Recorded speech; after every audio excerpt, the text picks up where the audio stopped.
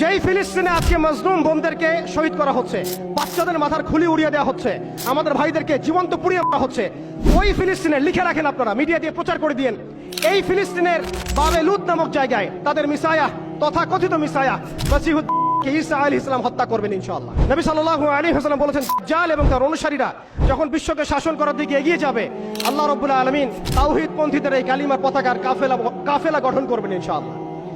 এবং এই কাফেলার মধ্যেই থাকবে ইমামুল মাহদী ইনশাআল্লাহু আযজা ওয়া জাল। এবং তিনি বলেছেন, নবী সাল্লাল্লাহু আলাইহি ওয়াসাল্লাম, ফালা নি'মাল আমিরু আমিরুহা ওয়া লা নি'মাল জাইশু যালিকাল জাইশ, কতই না উত্তম হবেন সেই আমির এবং কতই না উত্তম হবেন সেই সেনাবাহিনী। তোমরা যদি বরফের উপর সাঁতার কেটেও হয় তবুও সেই জাইশের মধ্যে যোগ দিও।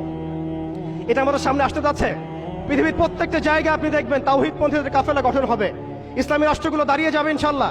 আপনি দেখেন সিরিয়া পরিবর্তন হচ্ছে, আপনি দেখেন আফ্রিকা পরিবর্তন হচ্ছে, আপনি দেখেন বাংলাদেশ পরিবর্তন হচ্ছে, আপনি দেখেন প্রজন্মের চোখের মধ্যে তাওহীদের ক্ষুধা, আপনি দেখেন প্রজন্মের চোখ জলজল করছে, তারা ইমানের দিকে আসছে, আমলের দিকে আসছে, ইসলামের দিকে আসছে। সময়, time is closing down to the আখিরুজ জামান ইনশাআল্লাহ আযজা ওয়া জাল। এখন কথা হচ্ছে, ইমাম মাহদীর বাহিনী এই বাহিনীর সাথে যুদ্ধ করতেই থাকবে, কিন্তু শেষ পর্যন্ত ইমাম মাহদীর হাতে মৃত্যু লেখা হবে না।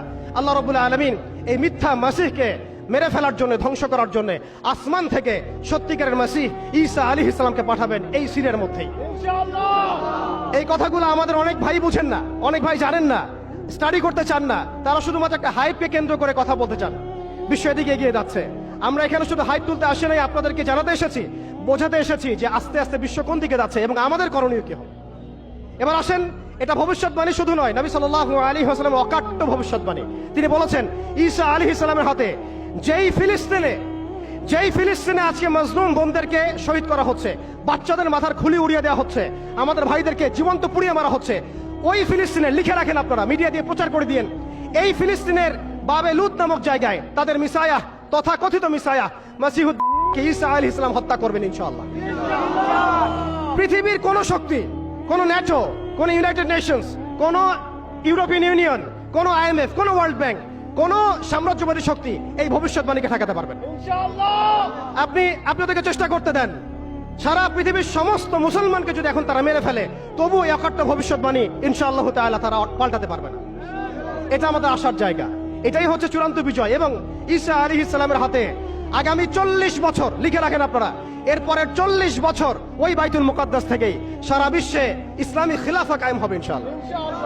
যে খিলাফা শব্দটা এখন রাজনৈতিকভাবে আপনারা নিতে পারেন না, হজম করতে পারেন না। আমি জানি আপনারা জানেন না, অনেকেই এটা অজ্ঞতার কারণেও হতে পারে, তারা হয়তো জানেন না, আমরা জানাতে এসেছি। এই যে খিলাফা শব্দটা তারা নিতে পারে না, এই খিলাফাই হবে পৃথিবীর শেষ শাসন ইনশাআল্লাহ।